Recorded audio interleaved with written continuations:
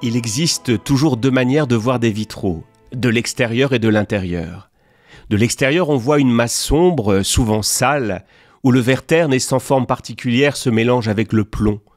De l'intérieur à l'inverse, la lumière apparaît, la figure de Jésus, celle de la Vierge ou de la vie d'un saint, se part d'une multitude de couleurs qui viendra colorer à son tour la lumière rentrant dans l'église. Eh bien, c'est finalement, je crois, la même chose avec le Vendredi saint. De l'extérieur, nous voyons ainsi le visage tuméfié de Jésus qui a été flagellé. Sur sa tête, la couronne d'épines est enfoncée, le sang coule sur son visage. De l'extérieur, nous entendons les foules préférer sauver Barabbas, le brigand, plutôt que lui. De l'extérieur, nous entendons les rires et les moqueries. De l'extérieur, nous avons assisté avant cela à la trahison de Judas, à celle de Pierre.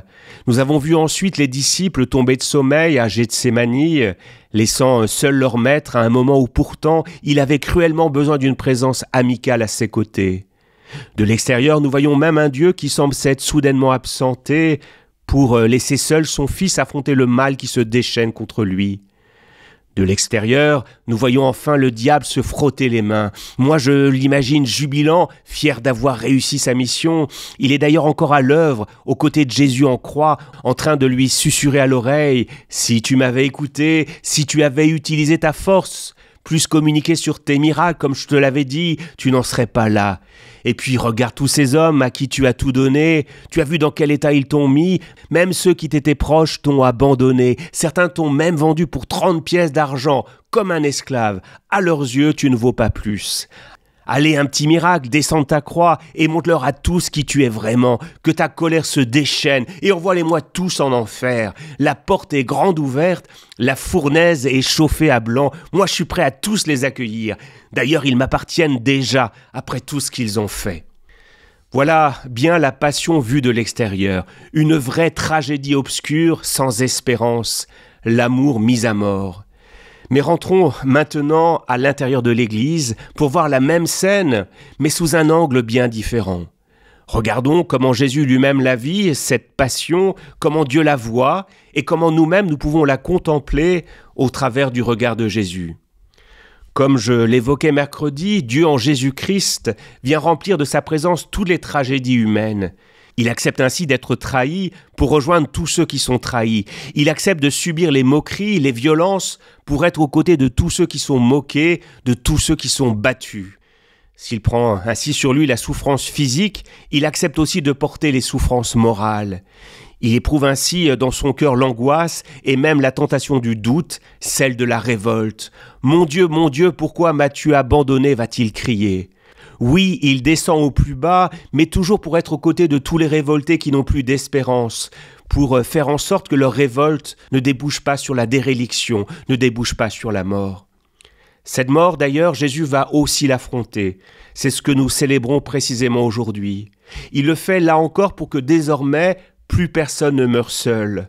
En mourant sur la croix, il peut maintenant rejoindre tous ceux qui partent anonymement ou abandonnés, sur un lit d'hôpital, dans la rue, sur un champ de bataille. Partout où le monde va mal, Jésus vient autrement dit, par sa croix, perfuser sa vie divine.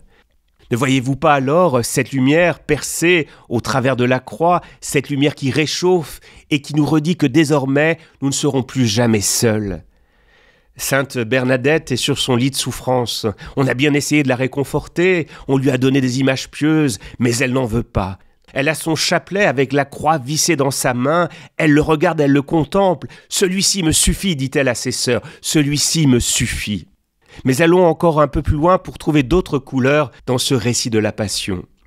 Toute faute, tout mal a toujours des conséquences. Et bien sur la croix, Jésus accepte de les prendre sur ses épaules pour les assumer à notre place. Il y a un passage bouleversant des Misérables qui l'illustre parfaitement.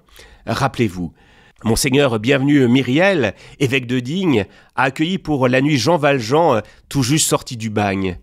Il partage avec lui le dîner et lui propose de dormir à l'évêché. Le matin, il a disparu et il a emporté avec lui un panier d'argenterie. Peu de temps après, on sonne à la porte.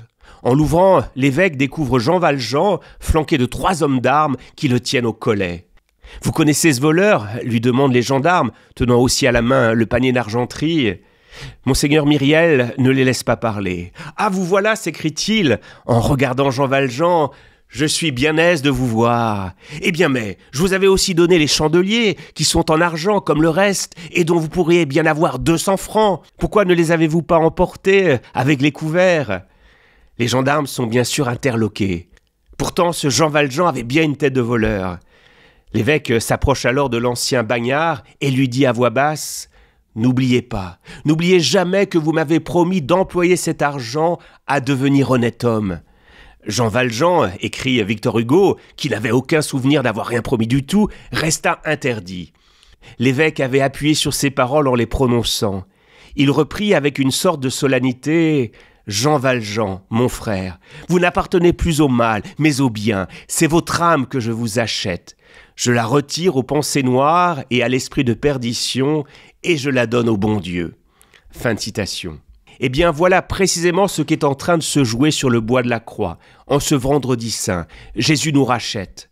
À la différence toutefois de Monseigneur Myriel, cela ne lui coûtera pas son argenterie et 2 chandeliers, mais bien sa vie elle-même. Jésus assume autrement dit les conséquences de nos fautes. Il nous arrache aux mains du diable pour nous ouvrir un nouvel avenir. Oui, quand je contemple la croix à cette lumière, je n'entends plus la colère de Dieu, je ne vois plus la menace, mais j'entends cette prière de Jésus. « Père, pardonne-leur, ils ne savent pas ce qu'ils font.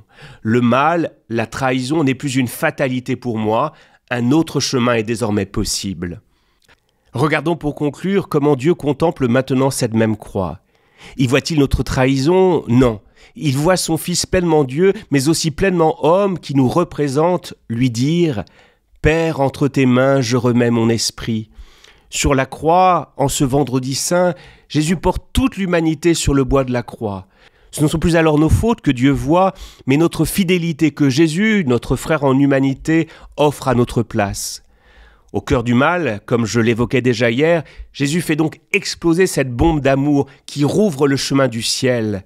La mort dès lors n'est plus une porte condamnée, comme un malade est condamné, elle est un passage ou une Pâque. Ne voyez-vous pas déjà cette lumière de la vie éternelle percée au travers de la croix? Elle sera éclatante samedi soir pour la vigile pascale, quand vous serez entrés dans l'église. C'est peut-être là que vous comprendrez mieux.